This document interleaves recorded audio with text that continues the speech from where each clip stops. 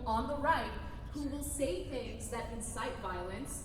They will slander and defame disenfranchised groups of people. And when they do incite violence, and you do have shootings like the one that just happened in El Paso, Texas, that was motivated by an anti-immigrant, agenda, well, they won't take responsibility. I do give you credit because you have walked back your comments. But I don't go around calling every Republican white power Barbie. I don't think that every Republican is a bad person.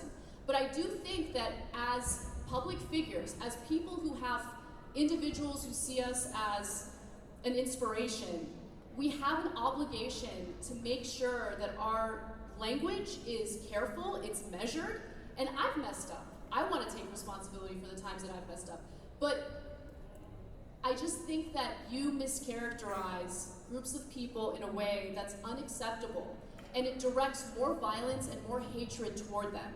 You get more upset about unarmed black people getting shot and killed by cops than you do about the actual victims.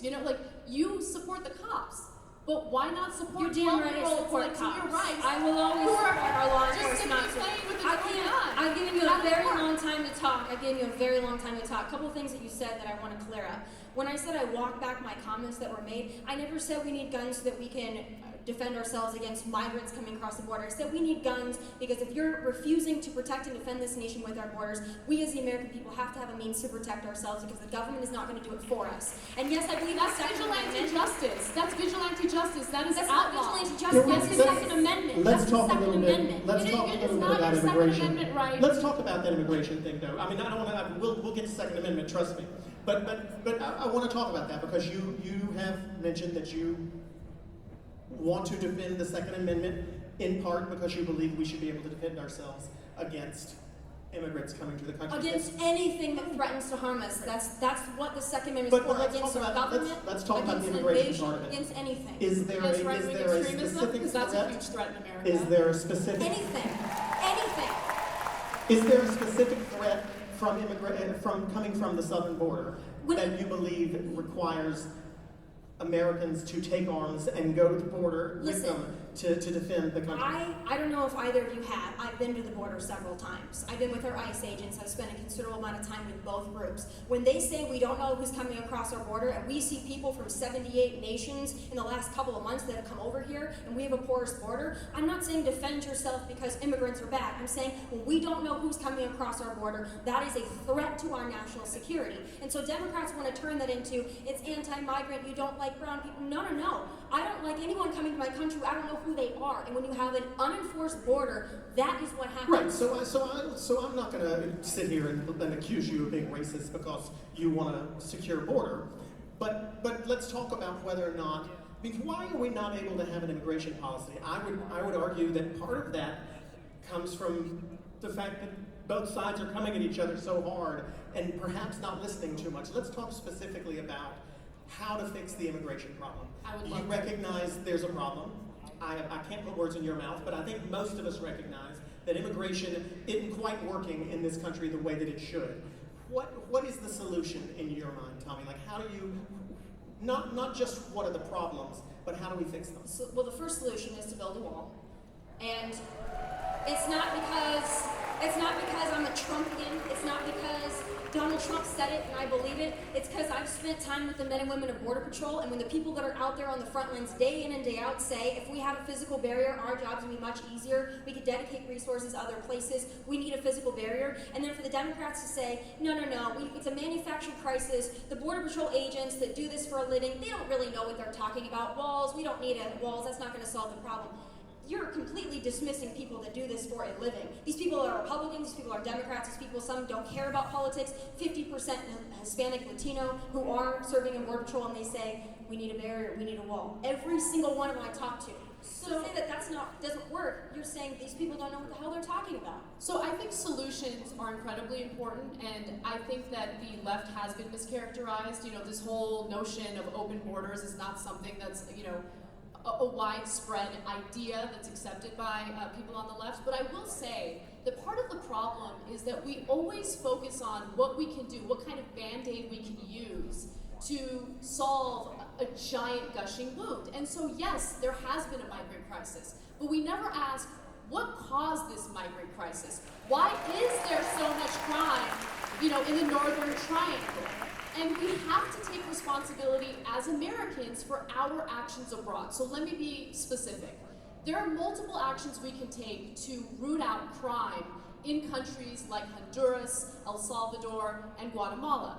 For instance, over 200,000 guns from the United States travel south of the border into these Central American countries, which leads to crime.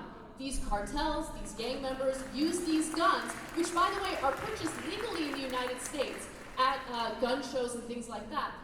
It helps them carry out the violence that's making these migrants flee. So we have to ask ourselves, yes, we have the Second Amendment, yes, we should protect it, but what can we do to stop the flow of US guns into Central American countries? One other thing, our drug war has also fueled violence in these countries. So it's not enough to say, we're just gonna build a wall and be done with it. No, you have to stop the Unfortunately, it's not gonna work. You gotta It's stop not the enough hemorrhaging. because the majority of undocumented immigrants came here by flying in. Let me ask this, and Tomi and I have worked together before. She knows I am progressive, but I do my best to be fair, so I'll admit my bias here. Is there an argument that, I know that as liberals, as progressives, myself included, we often say that this wall would be a horrible message to send to our southern neighbors. It would send a message that amounted to discrimination based on race. I mean, that ship has sailed. But if we try to extract that, let me just ask for devil's advocate's purpose. Is there not a world in where both the problems that you're talking about and the problems you're talking about could not be addressed at the same time? Is it worth it for Democrats to continue to oppose the wall specifically based on that? It almost sounds as if though a wall might be a Band-Aid, arguably, but a Band-Aid in place while these other issues are addressed. Is it worth it for Democrats to continue to fight against the wall specifically, or could it be a part of a larger solution?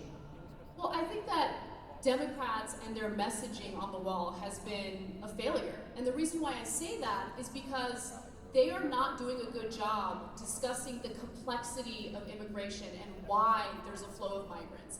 Instead, they're focusing on the discrimination angle, they're focusing on the bigotry angle, and I get that. That's what gets the most attention. But in reality, they do need to talk about the complexities at hand, and that means talking about gun regulation. That means putting themselves out there to discuss solutions for very controversial issues that are related to immigration. I don't think that they want to do that. I agree with you on that, but I also want to address, you keep going back to the Second Amendment, and I want to make sure I understand you correctly, because what it sounds like to me, and I'm sure to a lot of conservatives that are listening, is that we should infringe upon my Second Amendment rights so that they don't go to other countries south of our border, and then that makes them come to our country illegally.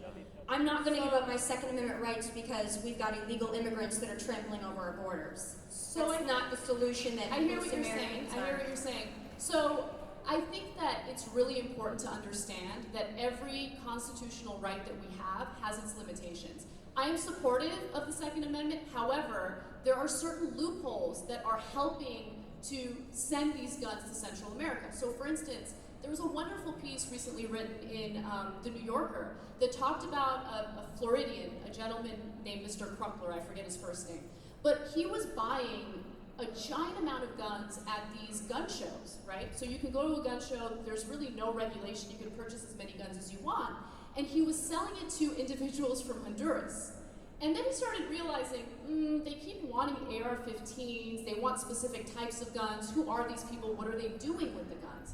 And finally, he ended up working with the feds because he realized he was helping fuel the violence in these countries where all these migrants are fleeing. And so it's a very simple issue. Just close the gun show loophole. That doesn't infringe on your rights. But do you realize that if you buy your gun from a firearms dealer, you still have to go through the background check? You realize that, right? That I do, but I'm not talking about buying it from a dealer. And even in the case of buying your gun at a dealer where you do a background check, there are loopholes to that process as well. So one of the ways that Dylan Roof was able to purchase a gun was, the FBI literally has 3 days to do the background check. He went right before a 3-day weekend, right? There was a federal holiday. And so the FBI didn't get back to the private seller in time. And at that point, the private seller, without doing a background check, or having the FBI doing the background check, could just sell the gun, right? So that's the reason why I'm saying you can still have access to your Second Amendment rights, to your guns, but there are certain laws that just make sense, certain loopholes that we should cut or get rid of in order to ensure that guns don't end up in the wrong hands. And we can have those conversations. But when you have people like candidates from your party saying we're going to confiscate your guns, we're going to send the police to knock on your door and confiscate your guns, that's problematic. But before we get into the full Second Amendment thing, I do want to go back to immigration, because you talked about some of the problems and how we're not addressing the problems and we're not providing solutions. I think the wall is a solution. I don't think that's the only solution. We need to change our asylum laws so that people that are actually seeking asylum are able to see those judges in a timely manner, and they're not right now because anybody's coming across the border, which, by the way, you're not claiming asylum if you come to this country illegally and then raise your hands and say, I'm claiming asylum. You claim asylum at a port of entry. That's not the case. So what do we do when Border Patrol agents are literally blocking ports of entry to prevent them from coming? Because they're... What do we do? Because that's not it. Trump has gone out of his way to do away with legal means to claim asylum. Look, I don't know what your family values are, but my family values are, if my family is in jeopardy, if their lives are at risk, I will do anything and everything to get them to safety. Let's let Tomi have a chance to respond to that. I'd like to be able to finish my full thought here. Okay, so you got asylum laws, and the people that are actually seeking asylum that have credible fear, they get to have their time in front of a judge. And it turns out, as per Border Patrol, most of those asylum claims are fraudulent, or they are not a credible fear. They're deemed really invalid. And by that time, though, because our immigration, because we've been invaded to the extent that we have, with 100,000 people coming over in a month, thank goodness our president and DHS has been able to drop that number, thank goodness, to about 50,000, still too many. But they wait 2 to 5 years to go to their court date. By that time, they have already escaped into the shadows of this nation. They've already had children. They are now essentially living in the shadows as an illegal immigrant. That is a problem. People that are actually have credible fear, they are pushed to the back of the line. And when you say that our president is closing port of entry, I went to San Diego into that San Ysidro port. No, but your anecdotal evidence means nothing. You need to let me talk. What means if you let me talk, I can give you more than let me actually talk for a second. Hold on, talk. let me talk for 1 second, because let me ask you. I want to finish my thought on the border. I'm going to ask you a question that'll allow you to finish it. I'm going to allow you to finish it, but let me ask you this one. Because I'm running. My point on San Ysidro. Okay, go ahead. I'll let you finish your point on San Ysidro, but then I want you to answer. I I want you to answer the question that will give you an opportunity to do it. Because my point that I made, the same question I asked her, which was, could a wall not be a solution to the Band-Aid, and then all of the other issues also be addressed at the same time? I want to give you a chance to answer about San Ysidro and talk about ports of entry, but I want to ask you if it's not possible to be making, is the Trump administration or people on the Republican side losing the ability to win their argument because they won't accept that some of the issues that the left is feels need to be addressed. You feel the ports of entry need to be addressed. If she would agree to that, would then you agree that we need to worry about crime in making crime in Honduras and El Salvador? I would like to discuss that. First of all, I want to talk about San Ysidro because what I'm saying is not anecdotal evidence. That port was closed for 5 hours because migrants during the invasion rushed it and they had to close it because it was a national security after it was risk. Closed. But Trump closed it, and that's how they reacted. 5 hours, Border Patrol had to close it. I've been there, I stood there, where these wonderful people were throwing rocks at our Border Patrol agents, and then they were all physically ramming a fence to knock it down. And then they stormed the port. And then it had to be closed for 5 hours, costing both sides a great deal economically. So I've been there, it's not anecdotal evidence, I've been there and I've seen it. I've seen the rocks that were hurled at our Border Patrol agents too, by these lovely immigrants looking for a better life. I've seen it firsthand. Also, if we're going to address problems in the country, we can address that because there are a lot of problems in these countries. And Matt spent a lot of time in those countries, which is a reason why you're seeing the border crossings going down, because he did spend time in those nations. That was our outgoing secretary, did spend time there. You're also seeing Mexico, because of this president, cooperating and also saying, you're right, we need to put our troops on the border, we need to help you with your problem. That was also because President Trump decided to crack down. But we're talking about crimes in these countries.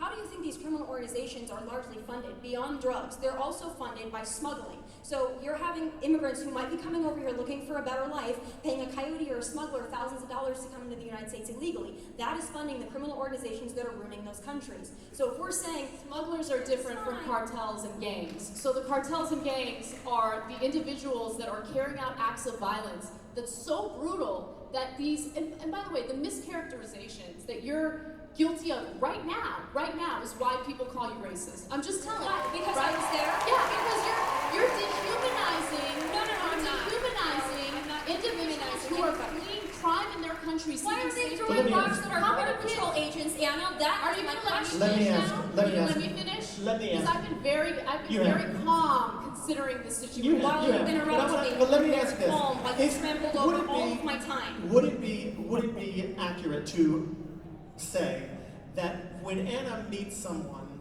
or speaks to someone who is a Trump supporter and that Trump supporter happens to espouse or display racist views, that Trump supporter that she's speaking to in that moment is not necessarily themselves a good representative of all Republicans?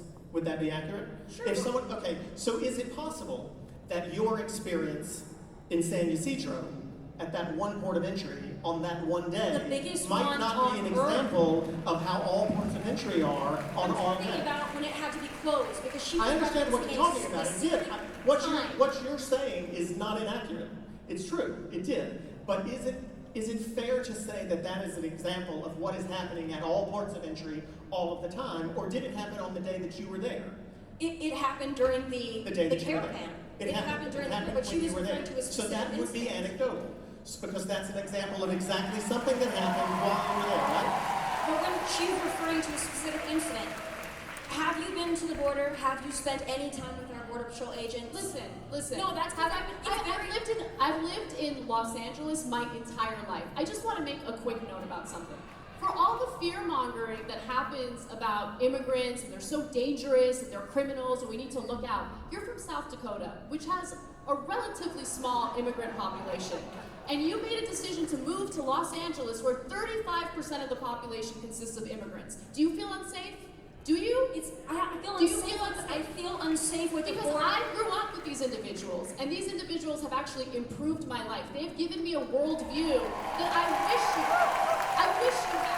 Because they enrich this country in ways that I want to ask you a question. I want to ask you a question. To blow them off as I'm not- dangerous criminals constantly. I'm not blowing is not up the way all to off, do it. Anna. What I'm saying Right? is there's a difference between an And- immigrant and an illegal immigrant, number one. And one There's other a thing difference, let number me finish one. my point, because I just want to make one No, more because point, you're and then just you can saying go what on. you're saying And then I can and go on. I demonizing. need to make one more point, and you can finally go on another filibuster. Listen, one of the other issues is, look, the wall, we have diverted money from the military, we've diverted money from disaster relief funds in order to build the wall. Okay, fine, build the wall. But here's the thing, it's not really going to protect our border. I mean, if you look at nonpartisan studies on it, it indicates that it's going to do nothing. It's a giant waste of taxpayer money. When we're dealing with no health care, we're dealing with situations where people are becoming homeless because they can't afford housing, so we're going to divert all of our resources to that. Okay, fine. But then what do we do about the vast majority of migrants who come in by flying in, right? What do we do about that? Are you scared of them too? Let's let you answer all of that, and then I Illegal want to immigration. use it, and then I want to not come back to immigration and switch a little bit. But you finish and respond. Illegal immigration is a threat. And all of the things that your wonderful Democratic Party wants to provide to people free of charge is not going to be possible if you have an open border. They pay a lot in taxes. A lot. They pay $13 billion a year in Social Security taxes that they never get to take advantage of. They pay a ton of money in sales tax, a ton of money in state tax. They even pay income taxes. And they never get to take advantage of the social safety net that other Americans get to take advantage of. We just passed a bill. Say that they're just coming in here and they're This was my mooching answer. because they lie. Clay, I thought this was my answer, but it always turns into Anna's answer, doesn't it? A state of California, when you say they don't get to take advantage of it, excuse me, $100 million a year we're now allocating to illegal immigrant health care. When you're right, we do have 50,000. In the state of California. In the state of California, we have 50,000 homeless people in LA County, and we're diverting $100 million to cover illegal immigrant health care. A problem. But when we're talking about the border, and when Washington bureaucrats and think tanks sit there and say, a wall is not going to help it, and then the people that work on the border say, no, I work on the border. If we had a physical barrier here, it would allow us Well, to she divert just gave you the wall, though. She No, just but said... she said it was a waste of money. She said we're diverting resources. It's a giant waste of money. But that's the point that I was making. She just said, fine, build the wall. It's a waste of money. But build the wall. If you really think that that's the case, build the wall. So let's just for a second pretend we're building the wall. Let's build it. We are you got your wall. You It's got your being wall. built. You got your wall. So you've got your wall, and it's cost billions of dollars. And now, what's that going to do to the economy? So let's switch a little bit. I mean, it's hard to transition up here on this stage because y'all could go at it for a while. Remember that thing I said about it being nice and sweet and everybody getting along? That was bullshit. Okay.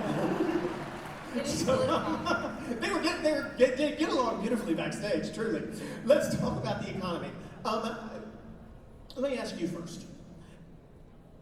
The unemployment rate is the lowest it's been in quite a while. The general consensus, well, I can't say the general consensus, but polling numbers amongst Americans indicate that more believe that they're doing better now than they have in recent decades. Does this not help President Trump's argument that he has done a good job with the economy? I mean, I would imagine that there will be many who would say, well, he's reaping the benefits of President Obama's economy, but I doubt you'd say that, and I think regardless of what you believe, who's to credit for it, President Trump will probably get the credit for that. So is President Trump not responsible, or at least the Republicans in Congress and the House not responsible, for an improvement in the stock market, an improvement in the unemployment rate? So I'm going to rewind a little bit and talk about Obama and how he improved the economy, right? So there might be some people on the left who don't like what I say here, but it's the truth. Obama did improve the economy for those at the top. And that improvement has continued for those at the top. And let me be specific. I think that the Trump administration took a problem and unfortunately made it worse. So the tax cuts for the wealthy, that's $2 trillion in tax cuts for the very top over the next 10 years. And that is going to defund things that this country needs so desperately, including improvements to our infrastructure, including, social safety net programs that us Americans, we've paid into. People like to say that it's nothing more than a handout. I don't know. I look at my taxes. I see how much of it goes toward those programs that I should be able to take advantage of at some point in the future. But nonetheless, look, if you look at statistics that actually matter, so yes, the unemployment rate is low. What is the quality of those jobs? What do they pay? Do they pay a living wage? Are they full-time jobs? Oftentimes, they're either temporary construction jobs or they don't pay good living wages. And so if you look at consumer debt today is higher than it was at the height of the last economic collapse. We're all going into more and more debt just to be able to provide for our families and to go to school. So there are other measures of the economy that I think, unfortunately, are being ignored. They were ignored in the Obama administration. They're certainly being ignored now. And we need to find ways to improve the economy for the working class, for the middle class, for individuals who actually put their sweat and their blood into making these companies successful. So I'll agree with you in part on Obama's economy not being as great as the Democrats like to romanticize about it. But at the end of the day, the American people are doing well under this president. The unemployment rate is down, workforce participation is up, median household incomes is also up. It's gone up about $5,000. And that is crumbs to Nancy Pelosi, but it's not to average Americans. Under the Bush years, it was up $400. Under the Obama years, it was up $1,000. So being that it's up $5,000 under President Trump, it is an improvement for families, and that's raising wages. So when the Democrats and you say, no, people are actually struggling, they actually are not. The incomes actually are going up. Is it as much as people want to see? Nobody's ever seeing their income go as much as they would like to have it see. But under this president, it is going up. So that, I know you want to interrupt me, but I'm going to get to finish because you got to go on like a 3-minute diatribe there. So yes, the unemployment rate is down, workforce participation is up. We also have a president that is addressing a trade issue right now that both sides are wary about, but he's actually stepping up to address it, which many have put off because it's not politically usually favorable to address a trade war, to engage in a trade war, to do what's necessary to get nations like China to play fair, or at least meet us in the middle, have somewhat of a level playing field. This president is doing this, he's addressing these head on. And for the Democrats, when I see them on the stage to say everyone's doing horribly under this economy, it's just not true. As Clay mentioned, the American people are doing well under this economy, which is pretty great for a president. They said that they would collapse us into another recession. That has not been the case. I know much of the Democrats' dismay who are cheering for a recession because they love to beat Donald Trump, but the economy is doing well under this president. What exactly is it that he's... Can I please answer that or respond to that? I apologize. So, one of the things that I'm concerned about, and this is genuine concern, one measure that individuals look at in order to gauge our economic success is the stock market. And one of the things that people don't realize is that these stock prices are a house of cards, because after Trump gave these massive tax cuts to the wealthy, to these corporations, I mean, the corporate tax rate used to be 35%. He lowered it to 21%, but when you consider the effective corporate tax rate, it's much lower. That's why companies like Amazon, the most profitable corporation in America, got away with paying 0 in taxes last year. So what do they do with the money that they save from those tax cuts? Do they create jobs? Well, you would think, yeah, right? That's what we keep hearing Republicans say. But in reality, they bought shares of their own stocks, corporate stock buybacks. And so those stock prices are not based on consumers stimulating the economy. They're based on corporate CEOs and executives buying shares of their own stock and artificially inflating the value. It's based on a house of cards, and we should be worried about that bubble. Are you able to rebut the argument that the tax cuts that were passed by President Trump and the Republican Senate and House were effective in improving the lives of the middle class? It was a tax cut for 80% of Americans, so yes. And I know that that's something the Democrats don't like to talk about. But tax cuts help us. Tax cuts put people back. Let's be We've done really well without booing so far, so let's not start that crap. People boo a tax cut, it's amazing. But you're welcome to pay more. Well, let me ask you about that. You're welcome to. Well, let me ask you about that. No that. one's making you send that check. You can send it yourself. You can donate your entire income to the Listen, government. if you start heckling them, I'm going to let them heckle you back, so don't heckle them. The tax cuts, I guess, I'm showing my stripes here, but I hear a lot of people talk about make America great again, and there's an argument that we don't build as much as we did, our roads are not as good as they used to be, etc. But if you look back at periods in our country's history when we were investing in infrastructure and we were investing in what some might call social handouts, but others might call social safety nets, which we all appreciate, like Social Security, Medicare. We had tax rates that were far, far higher. Is there a danger that the continual expectation that taxes must continue to get lower and lower and lower will put us in a position as a country where we aren't able to pay for even the most basic things like fixing potholes on interstates? Well, this president is also, and has been very vocal about fixing our infrastructure. I think that that's a bipartisan effort. He has. Well, he's been vocal about it, but I don't know that he's done it. But when we're talking about USMCA, that's an easy thing that should be bipartisan, and that's being stalled because of the Democrats. So if we want to go back and forth, Trump's not doing this, not doing that, it's not getting a lot of help. He has brought up infrastructure. That's been a discussion that was had, and then we went into the whole immigration and the shutdown, and then that all got delayed, and now we are in another witch hunt, so everything's being delayed. Listen, and I don't want anybody to respond to what I'm about to say, because I'm not saying this for an applause or anything, but I will make the point that I've noticed that there's a lot of Democrats' fault that comes from this side. And I don't hear as much blame coming from this side of the room. And so I wonder if it's possible to talk about what the Republican Party, I said I don't want you to respond, trust me. It's not, I'm not coming, but I'm just asking constructively, is there a way to make the arguments for what's good in the president's policy without blaming it always on the Democrats doing something? It would be nice if we could go through a day without them blaming Trump for everything. I'm not going to disagree with that. So, when we're talking about, I think that, the Democrats get unfair scrutiny, I'm sorry, I'm going to have to call bullshit on that because our president can't go. I'm talking about this stage right here. here. Okay, well, I will say, I'm not saying everything is Democrats' fault. I'm saying there are areas of bipartisanship that we can work together on. I think infrastructure is one of them. I think USMCA is another one. There are areas of bipartisanship. When you're talking about the stock market, I don't fully disagree with you on that. I understand that that's a house of cards. I also understand that Medicare and Social Security is a house of cards. There are a lot of things that need to be addressed, and it's not going to be one really smart Republican or one really smart Democrat that's going to do it. It's going to be consensus, and I think that that's maybe where we can take our tone down and decide we have a Congress that's not acting in the interest of the American people on both sides. Why are we not able to work on these things that we all say we agree on, like infrastructure? What do you think is and I'll come to you for an answer on that too. But what do you think is the reason that's not possible? Well, I mean, that is tough to answer, and we live in a very polarized climate, and I think it's driven by the type of rhetoric that we're hearing in the executive branch, to be quite honest. But I will say one thing.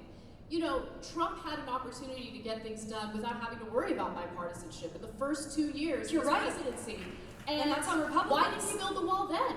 And that's what we ask the rhinos every single day, and I press them on every single day. Trust me. Trust me. I'm with you on that one. If we can agree on something, is that I'm not happy with a lot of the establishment. So then maybe it's not just Democrats' fault right now still. No, it's absolutely not. There's a lot of Republicans who are going to have hell to pay. I've never been someone who's just been a cheerleader. The sky is going to open up. We agreed on something up here on the stage. I've never been a cheerleader for the establishment Republicans. What is an establishment Republican? What does that mean? Because the Democrats say it too. Establishment Democrats, especially when we're in this primary, establishment Republicans. It just sounds to me, as if I'm trying to be nonpartisan, it just sounds to me like Republicans don't like anyone who's not far enough right for them, and Democrats don't like anyone who's not far enough left for them. So what does establishment mean? I want to change the framing of that question a little bit, because I don't think it's about, oh, we don't support someone who's not left enough or right enough. I think that it's all about rejecting corporatism, right? So, and corruption, really.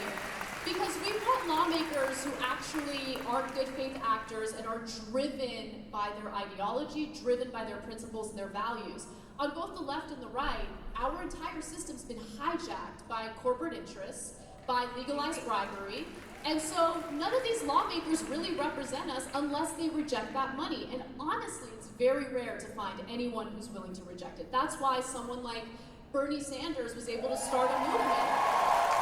Because he said, no corporate PAC money, no big donors, I'm only going to accept small dollar donations, and he's been so principled. You go back 20 years, and he's been preaching the same thing. He believes in what he says, and that's why he's so appealing. Do you think that's the same definition on the Republican No, I side? absolutely agree. I absolutely agree with that. I think that it's the populist movement on both sides, although it's different. That's why you see the rise of Bernie Sanders. That's why you saw the rise of Donald Trump. And I do think that that's more in the people's interest. We have different ways of going about it, but it is that core populist movement. And that's when we both say we're not happy with the establishment. It's because they do put their own interests, their own after-office interests, their own current office interests, the dollar signs, ahead of the American people. And that's a frustration on both sides.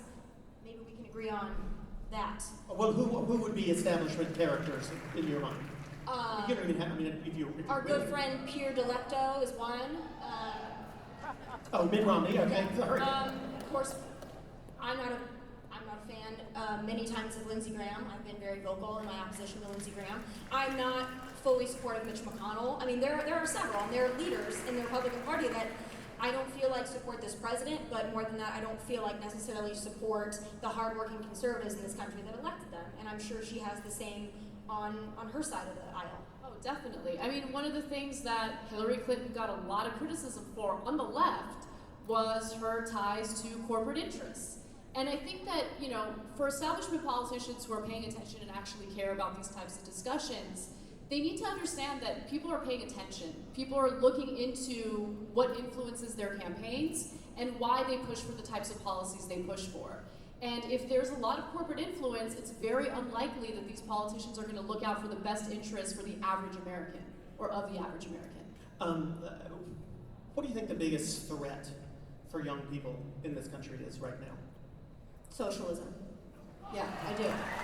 Do you feel like socialism, define that for me though. That socialism is taking hold? Yes, I Well, absolutely. define what you mean by socialism taking, what defines socialism? Because I think we get it thrown around a lot, but there are, I think, maybe I'm wrong, I think there are differing opinions on exactly what people are talking about. Socialism, in Venezuela is different than socialism in Bolivia, is different than what some people might call socialism in Norway and Sweden. They all have aspects of it. Canada even does too, but what is the socialism that you're most afraid of? So, well, like when you hear Bernie Sanders, which you know many of you are a fan of, but when you hear him on stage saying the government's going to give you a job, the government's going to give you free health care, the government's going to give you free college, you work for the government, you live by the government. Do you not think that's a little hyperbole, though? I mean, no, has he said the government's going to give you a job? No, federal jobs program, he absolutely did. But he absolutely did. It's about making things kind of like the available. New Deal, you know?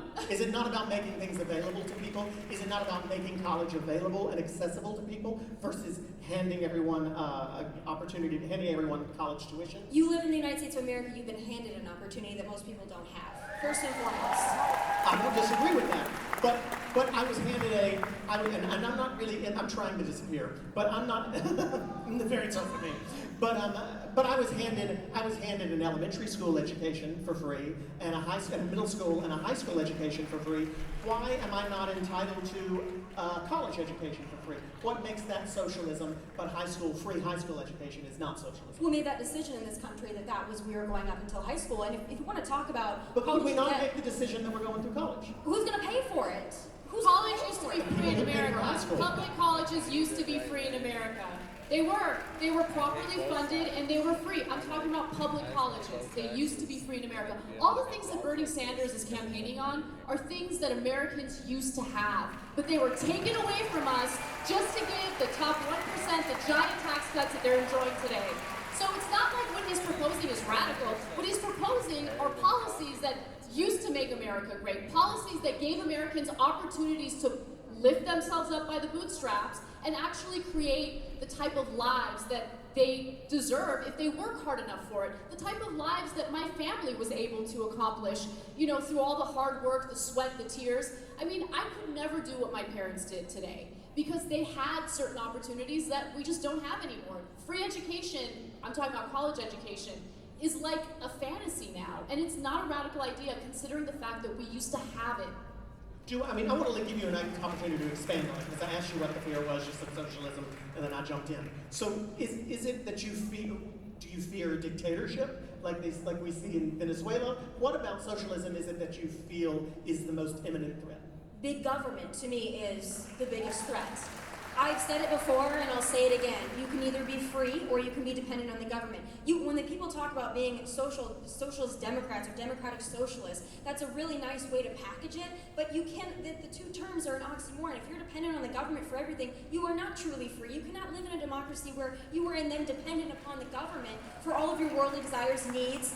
Now, the federal job program that Bernie was pushing on the stage, your health care, your college, when you're dependent on the government for all those things, then you're going to just tax the wealthy. I'm going to tell you this, the thing about the wealthy is they can move, and they're not going to stay there under plans like... They should move then, but they don't. They will. They don't. They do the tax shelters, but they never move. But what do you think is going to happen? Especially the old companies, where are they going to go? Well, right now, what we're seeing happening in California is a microcosm of what's going to happen in the rest of this country if we allow big government to take over. You're seeing companies leave California for that reason. You're seeing people leave California for that reason. Overtaxed, overregulated, government is too big. That's why they're taking Toyota to Texas. That's why they're fleeing. So I want to give you an example of big government. I want to get your thoughts on it, because this is something the government does. And when I say government, it means all of us as US taxpayers, right? So we fund the research and development for all these massive corporations. Our tax dollars fund the research and development of pharmaceutical drugs. Then those companies, of course, turn around and they price gouge us, right? We help fund the research and development for massive corporations like Google, right? So big government, I know it sounds real scary, but we're the government. We as US taxpayers, we're the ones who create these successful corporations. And all I'm saying is that we deserve something in return. And unfortunately, we've gotten the complete opposite. And I'm just tired of these talking points because, look, I think big government is a problem when they're telling me what I can do with my body. I think big government is a problem when they tell us who we can and can't marry, or what type of sex we're allowed to have, which was actually a thing back in the day. That's big government. But when it comes to social services that we've paid into, we deserve to get something back. But how's that working out? How are those things we've paid into working out? Well, they're Not well. severely underfunded just so we can give the wealthy massive That's what tax I'm asking, cuts. is if your solution to everything, and I don't know if it's yours, but it certainly is Elizabeth Warren and Bernie Sanders, their solution to everything is tax the wealthy, tax the wealthy. If those wealthy folks leave, or they do put their money elsewhere, in whatever creative way you can fantasize about in your mind, and we don't have that money, then who pays for all these social programs? Who is going to get pinched? Well, I can give you the answer because we live in California and we know it's the middle class that gets pinched. In California, you've got the very, very wealthy that can afford it, and you've got the homeless. And then you've got the middle who are fleeing to the Inland Empire, they're fleeing to Phoenix, they're fleeing to Dallas, Texas. They're fleeing because they can't afford it.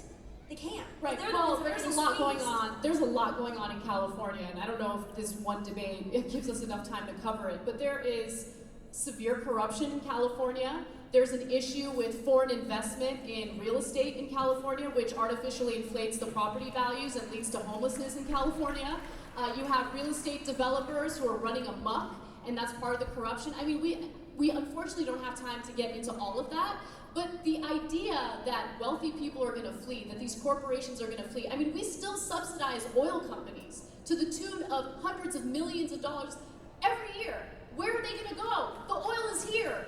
You know, like that's an example. One other example is the top marginal tax rate in the United States used to be 91%. They didn't leave. Okay, so if you want to leave, have at it. But I think that if you're living in this country and you've taken advantage of the opportunities that this country has given you, you're not allowed to shut the door behind you. And I'm not talking about equality of outcome, I'm talking about equality of opportunity. We should have a system that's fair, that gives people their opportunity to shine and work themselves up the economic ladder. And that's all. And we agree on that statement. We don't agree how to get there. I believe innovation is fostered through competition, through the free marketplace. And taxpayer money through research and development. But you realize that the government's also funding research and development for all of your alternative fuel companies, for all the research. I mean, it's not just, they're not just fueling corporate. I mean, to say that our government, our taxpayer dollars are funding corporations and then to not look at all the other areas that they're funding, is government spending a problem? Absolutely. I would imagine that if someone developed an alternative energy, historically speaking, the government would let a company take it over and profit from it, correct? Not in Bernie Sanders' America, not in Elizabeth Warren's America. Innovation is fostered through the free marketplace and competition. It is not fostered through handouts, through socialism, through government regulation. And that's why we're seeing the economy doing well now, because President Trump has gotten rid of a lot of the Obama-era regulations that were crushing small business. That is still the backbone of our nation. And when small businesses can't function, then they can't hire, and then they can't have high-paying jobs. When they're given all these government mandates, a $15 an hour minimum wage, then they can't hire as many employees. So yes, those employees that they have might be making what they consider a living wage, but then the other person just doesn't have a job. So then they rely on the social program. That's not a way to live. I agree with you in that small businesses would have a difficult time paying $15 an hour to their employees, which is why I think it makes all the sense in the world to stop subsidizing corporations that are already very successful and subsidize small businesses so they can pay a living wage and also grow themselves. So it was interesting to me when you rebutted what I said a second ago. You said, well, it would in Bernie Sanders' America and it would in Elizabeth Warren's America. And my initial reaction was to say, well, that actually makes the argument for Bernie Sanders and Elizabeth Warren because, well, to certain people, what I said and what you said would happen in their words. That's what a certain part of this audience wants. The people who support Bernie Sanders, the people who support Elizabeth Warren, they think that's great. To people who agree with you more, they think that's horrible. So how do we, it seems like on both sides, we're handing out facts on this side and facts on this side and talking points on this side and on this side that are really continuing to speak to our audience, and we're not doing too much to change anybody's mind. If you came here supportive of Ana, you probably are going to leave supportive of Ana, and if you came here supportive of Tomi, you're going to leave supportive of Tomi. What do you, and listen, and that's great, whoever you came here for, but what do you find is most effective for you when you need to change somebody's mind?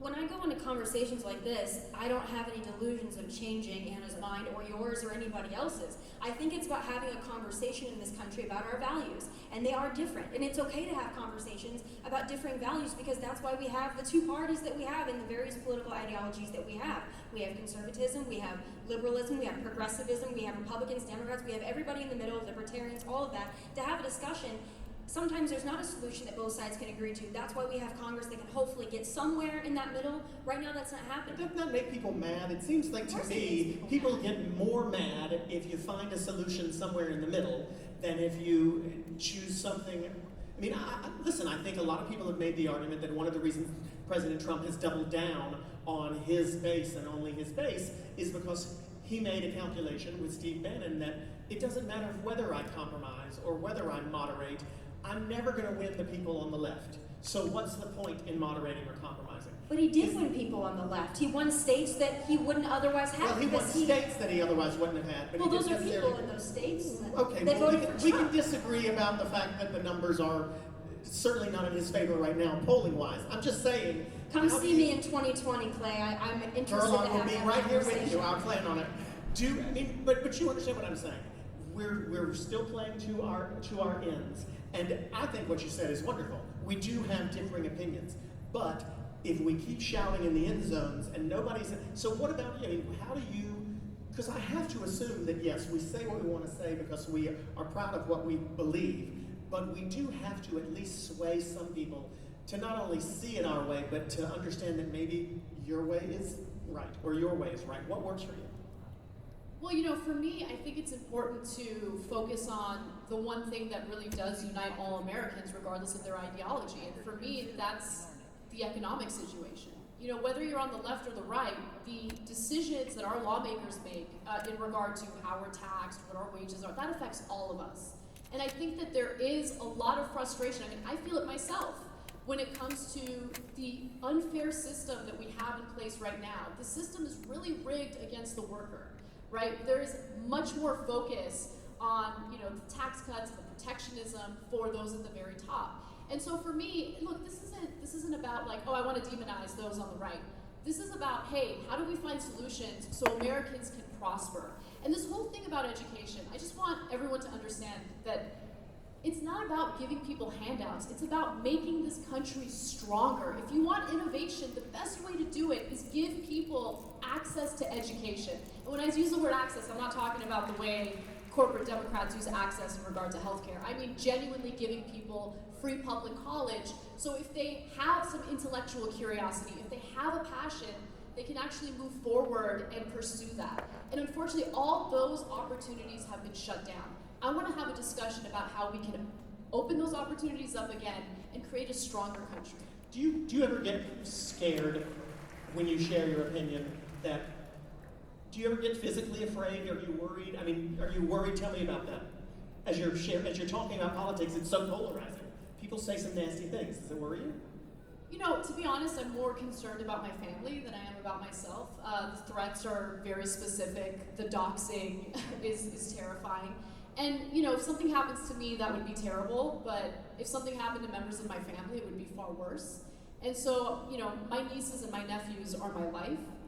And I want to share them with my fans, and I want to share pictures and celebrate their birthdays publicly, and I can't do that out of fear that someone's actually going to carry out an act of violence and hurt them. So yeah, the fear is real, and I think that this political climate has made me extremely paranoid, and I wish I weren't that way. Do you get scared? I mean, I know you got your gun, girl, so I'm worried about you there. But do you not get worried? You're very polarizing, of course, and you speak very strongly about your opinions. Do you get worried at all? Well, I've had things actually happen to me, so it's not a worry, it's actually a reality for me. But yes, at the end of the day, it is, but I would feel horribly if I sat on a stage next to someone like you and you, but watched on TV. I won't say how old I was. But to say that, I'm a victim, yes, sometimes I have been a victim, but I get to do, in my opinion, the greatest job I could have ever hoped to have. So yes, I get flack, I get backlash. My family, I've been doxxed, my family's been doxxed, I've had death threats, I've had things thrown at me, but I still sit here and feel incredibly blessed that I get to do this, because there are so many people who don't get to do what we get to do and live their dreams like we get to live them. So I will take all of those bumps and bruises, I will take the heckling, I will take the name calling, because quite frankly, I'm very blessed that I just get to do this in general. And I think both, I'm not going to speak for both of you, I'll let you do it yourself, but I think both of you and most of the people who you work with and that you work with recognize that the folks who are doing what you're doing are doing it because you have a passion for this country, and you have a passion for this country, and you have wildly divergent views, but both still want for America the best, for America to be the best that she can be. And I imagine that those of you who are here today because you also want the best for the country and for it to be the best that it can be. And despite the fact that some of you may cheer more loudly for Ana and some of you may cheer more loudly for Tomi, I do believe that, I know that both of these ladies know, and I hope everyone out here knows, that they are friends backstage, you know, and that we all should be as well. So, I mean, if you want to speak to that, both of you, we're out of time now, but I'll let you both have the last word. Just one line, and it's a line from Bernie Sanders' campaign. I'm willing to fight for someone I don't know. Yeah, I think just to speak to conversations that we can have, I've done this several times now. I had a great conversation a couple of years ago, for those of you who were there, with Chelsea Handler. Disagree on a lot of things, had a great conversation. You and I have had offstage conversations that were great. We get heated, we yell at each other, but at the end of the day, I don't walk off stage hating you. I don't walk off stage with bad feelings, bad blood. I don't wish any ill upon you, and I wish we could get to a place in this country where we could genuinely feel that way and have our political disagreements, sometimes even yell, get very heated, but still can walk off stage and say, I still would tell anybody that asked me, if they said, oh, that Ana girl, she's a bitch, I would say, no, we can have a good conversation backstage, and I'm not gonna diminish her or name call her. We disagree passionately, but we can be civil, and I think we should all be able to do that. That would be nice if we could get to that place, wouldn't it? I, on the other hand, am a very huge bitch. Ana Kasparian, Tomi Lahren, ladies and gentlemen.